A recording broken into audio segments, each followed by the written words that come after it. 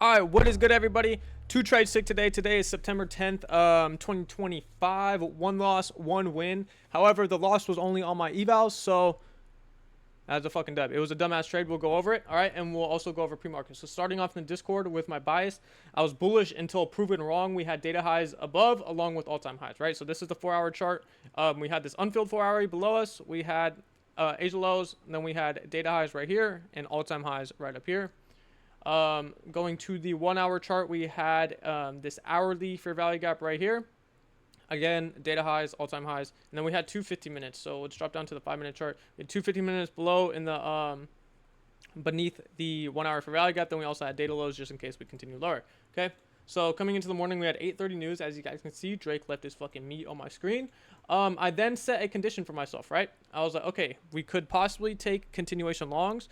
I wasn't anticipating price coming all the way down here. Why? Well, because ES already had filled this 1-hour fair value gap right here. So there's no point for, or no reason for price to come back down. So I set a condition for myself. My condition was this 5-minute fair value gap. We had this nice accumulation zone, and I wanted to see it manipulate into this fair value gap, and that's exactly what we got. Not only did we manipulate into a 5-minute, but we also manipulated into a 50-minute. So I was like, cool, if I'm going to take longs here towards data highs and all this low resistance liquidity, I need to see this 5-minute bearish gap get ran through. What ends up happening? It got ran through almost perfectly. And like a dumbass I am, I guess you can say I got greedy. I never ended up getting filled with this trade because, let's see, 12, 13, 14. We got the 5-minute inversion right here. Okay, and then I set a limit order at the inversion rather than just taking the fucking entry. And in this specific scenario, I'm a dumbass because this is damn near a perfect close. So there's no point for a limit order. However, I did set a limit order. It was at this black line. As you guys can see, I did not end up getting thrown in. My break-even point was at these internal highs right here, or this like low resistance liquidity, right? We ended up hitting it. So this is what my trade idea would have looked like. Mind you, I'm not in this trade because I never got thrown in it. But if I did enter just off the inversion itself, my stops would be at these swing lows inside the fair value gap, and then my take profit all the way to data highs up here, right? So this is what my trade idea would have looked like. Stops would have been at break even at this point, and then what would have ended up happening? Well, market open, and then we would have got break even on this trade. So didn't end up taking that trade. That was something I would have took though if I got thrown in, but like I said, I was a dumbass and set a limit order. I don't know why.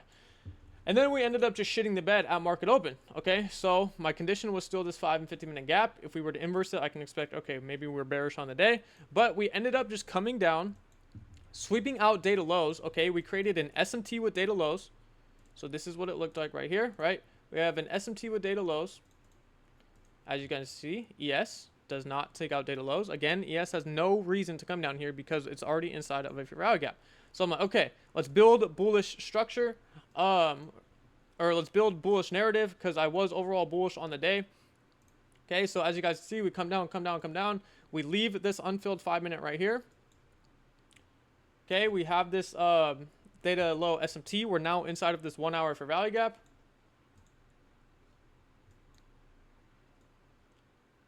What else do we also have? Okay, look at this. 930 lows ended up getting swept out. Where's 930 lows? 930 lows have not been swept out. So as of this point in time, the SMT looks like this. Okay, we have a double SMT. And this is the first trade I took. This was a dumbass trade. Okay, this is not what I teach. This is not what I preach either.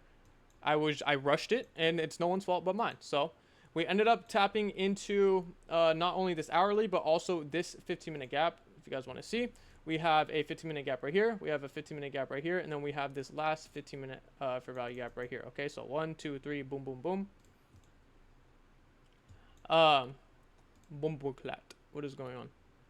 Okay, so we ended up getting another SMT with these 942 lows, I believe. Yes, these 942 lows ended up creating another SMT. Okay, so we have triple SMTs with an unfilled 5-minute gap above us. We have a 15-minute fair value gap. We have a 1-hour fair value gap that we tapped into. All right, we come down, and when essentially we're just chopping, and then we get a 1-minute CISD right here. Okay, so this wasn't the best of trades because A, I don't take CISD entries. B, there was no inversion fair value gap. And C, I fucking rushed it. Okay. Why? How did I rush it? Well, because not only the first two things I just listed, but we're also inside of this chop right here.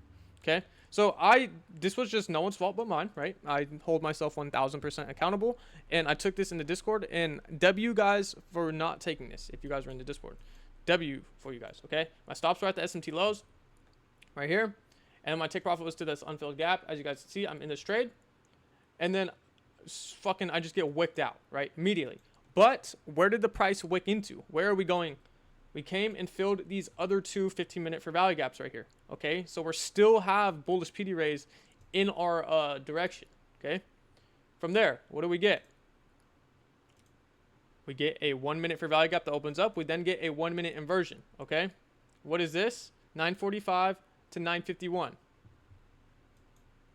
945 to 951. It gets swept out, but what SMT is still holding?